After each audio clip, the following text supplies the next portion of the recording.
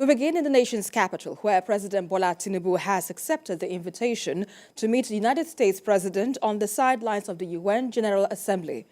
He disclosed this when the United States Presidential Envoy and Assistant Secretary of State for African Affairs, Ambassador Molly Phee, visited him in the presidential villa earlier today. And our correspondent, Femi Akonde, reports.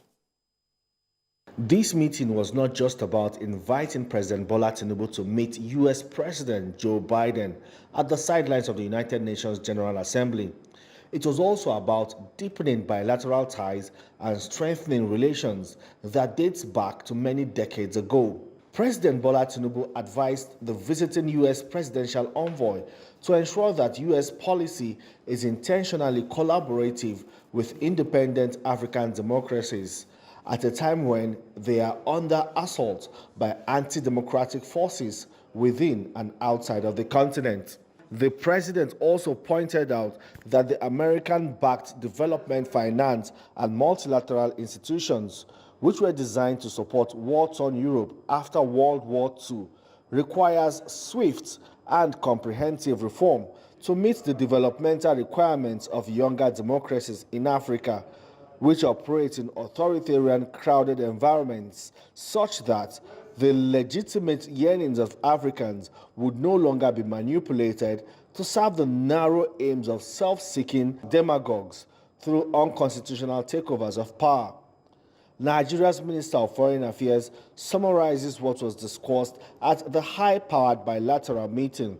The economy, so business.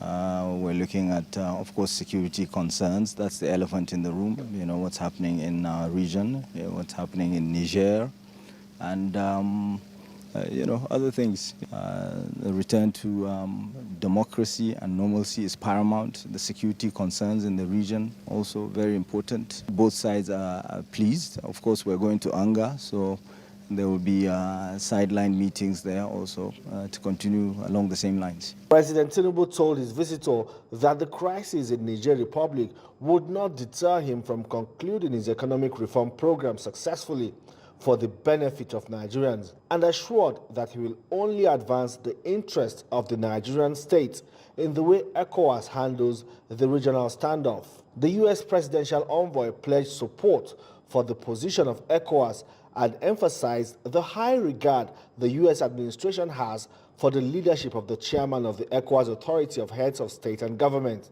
President Bola Tinubu, and also extended an exclusive invitation from the U.S. president to meet on the sidelines of the United Nations General Assembly in New York to advance discussions further.